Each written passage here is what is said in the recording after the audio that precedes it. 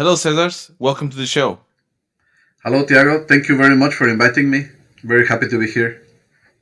So let's start with the one pitch challenge. So if you have 30 seconds to pitch your podcast and tell us what it's about, what would you say?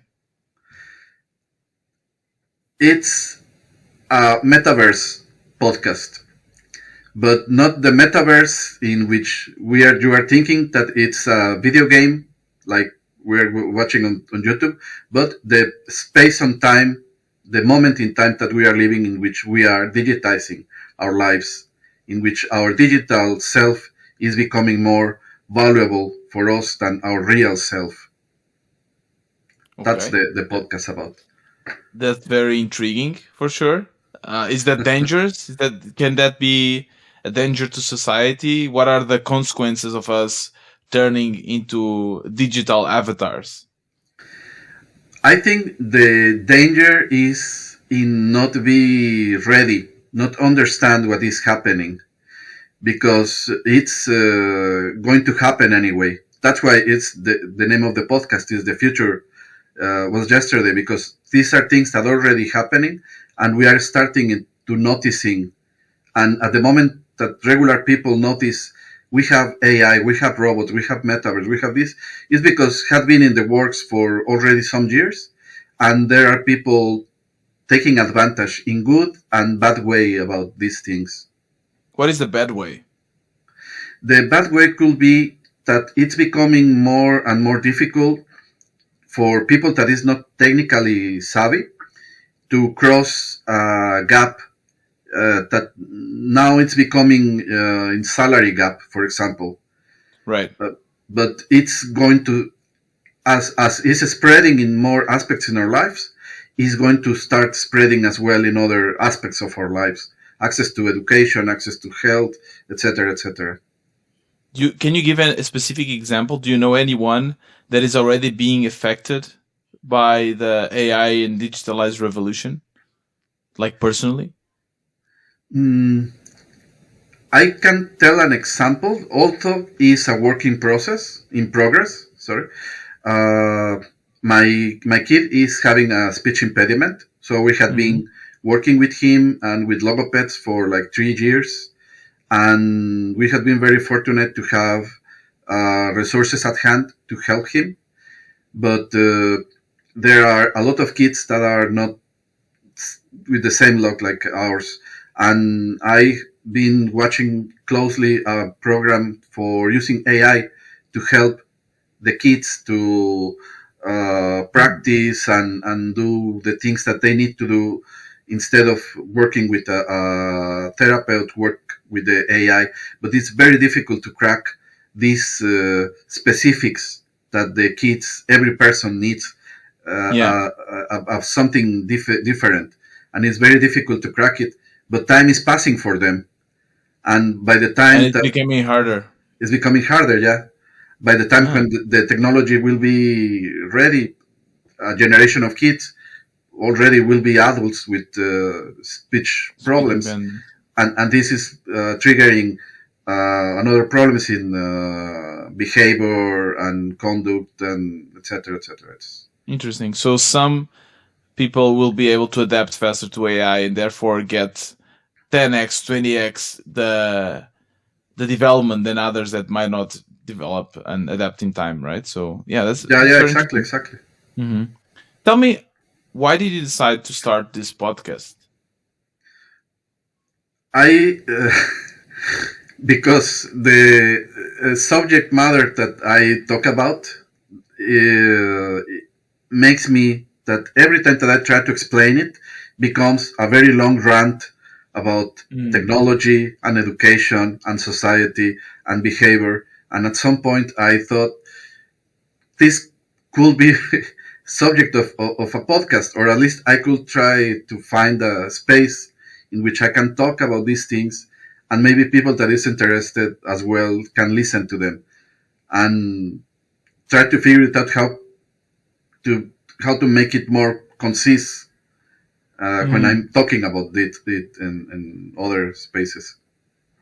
Have you find that people want to listen to you? Have you find the your voice yet? I'm still working on that, but what is very curious is that I'm not getting followers. Like I understand this is not for everyone this topic, but I get start to get invitations to participate in projects about Interesting. the education and digitalization and all these things that I've talked about. So people are listening to your podcast. I think people are listening, and this is something that Podsqueeze has been very useful. By the way, they are reading the posts and the articles or the newsletters that I'm compiling from the website from the podcast. Sorry, and reading on LinkedIn and reaching out to me. Wow. And So you use Podsqueeze to repurpose your podcast into newsletter and posts that then are being shared on LinkedIn, and because of that, you're getting exactly, invitations to participate on this kind of projects. It's very interesting. exactly it wasn't totally unplanned. It just happened organically. Hmm.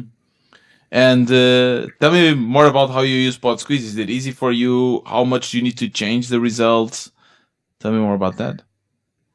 It depends, when I'm trying to make the podcast in English because it's my work environment. Hmm. And here in Northern Europe, where I live, everything is regional and should be in English. Otherwise, you are not connected with enough people. Hmm. But my mother tongue is Spanish. I'm originally from Mexico. Hmm. So I'm trying to do episodes in English and in Spanish.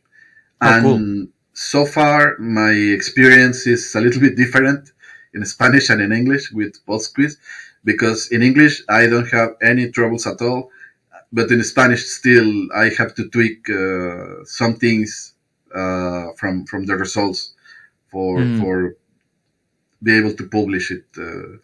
Yeah. Yeah. Do you see any difference between your Spanish listeners and your English listeners? Yeah, as well is interesting. I think from my Spanish listeners are mainly people that are into technology in some way, or they are interested at least.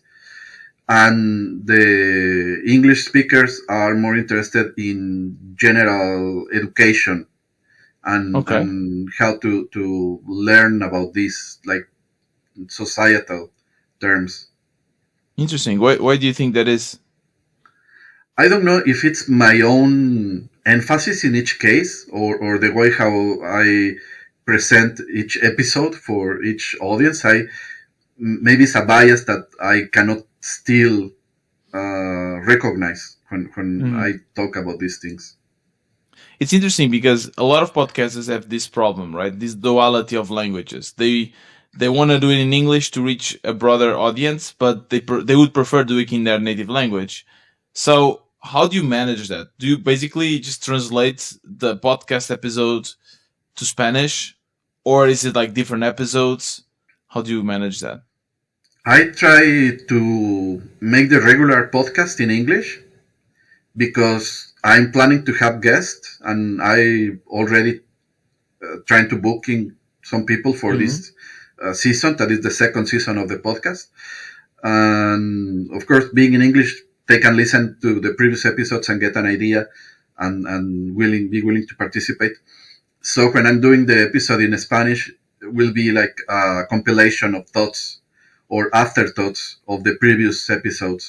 And now I'm Okay. trying to have at least one episode in Spanish for each three episodes in English. Okay. Cool. Now, tell me about funny stories. Like, did you have already? I know that you're still quite new to podcasting, but do you have any funny story in your episodes or in the recording process that you would like to share with us? Well, I think the funny things that I could tell are the things that are not funny when they are happening. The Mm. things that you notice that you have been talking about 10 minutes and it's not recording, on that you did something and you deleted the half of the episode. But I think I can share from a previous experience that I had in another podcast.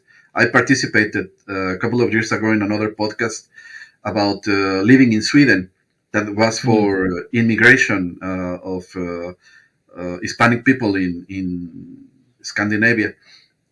And I was being interviewed about my own experience, and my wife was in the same room with me. At the end, she was giving the interview with all her, because she's very smart. She's smarter than me and funnier than me, and she got invited a second time to the podcast to make an episode about her. And it was almost embarrassing, man. If I wouldn't be so proud of her. You she stole your thunder. That's very Yeah, yeah, interesting. yeah. But she's amazing, and I'm very happy that she is my partner in all these things. Mm, That's why she's having always a ear yeah. close by. Yeah. Is she listening now? No, not now. Okay. But she will listen to this later. I Yeah. hope. So, as an expat, do you feel that doing a podcast in Spanish as well connects you a little bit, you back with your culture and your origins? Did you like? Is it also good for you to be able to share this with the people back home? I think so because there are things that I discover in my own journey uh, living abroad that later I want to tell to other people. Of course, I'm close to my community here and the Latin community in general in here in Scandinavia, but there are things that you would like to tell to guys at home, especially in these times that it's very polarizing because of politics, and it's a dangerous situation because crime, Hmm. and I think people has lost a lot of hope for the future, and I think after all, the future is going to bring a lot of nice things, good things, if we are prepared for it. And living in this part of Europe, you can see some of these things being created and practiced and work on them already now. And it's nice to tell guys at home, just uh, be patient and good things are coming. Just Hmm. be patient. What advice would you give to someone uh, which their native language is not English, but that they would like to start a podcast in English? I assume that for some people they are a bit shy, or they are not sure if they can do it. What advice would you give to this specific person? I think the best advice in not only this but in all the podcast situation is just do it, just start, and eventually you are going to get better into it.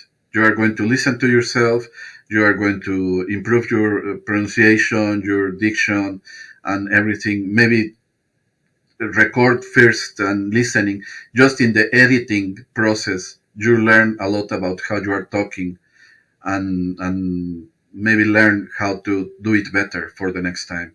Hmm. Just do it. Yeah, yeah.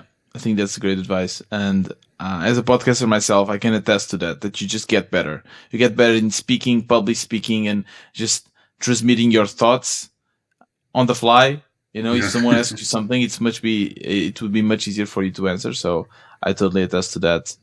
Yeah, thank you so much for joining this interview and us here in the Lessons from a Podcaster. Once again, tell us the name of your podcast and your socials. Where can we find you? Thank you very much. And the name of the podcast is The Future Was Yesterday. You can find it on Spotify and Google Podcast as well. And you can find me mainly on LinkedIn as Cezars Torres Rueda. That's my name. And in projectsaule.eu, it's our website. Thank you very much. Perfect. Everything will also be linked in the show notes of this episode. Thank you very much, Cezar. Thank you. This podcast is brought to you by Podsqueeze, an essential tool for podcasters that creates show notes, timestamps, clips, and more. Visit podsqueeze.com and use the code PODCASTER for 20% discount in the first 3 months. We release a new episode every Tuesday and Thursday. See you in the next episode of Lessons from a Podcaster.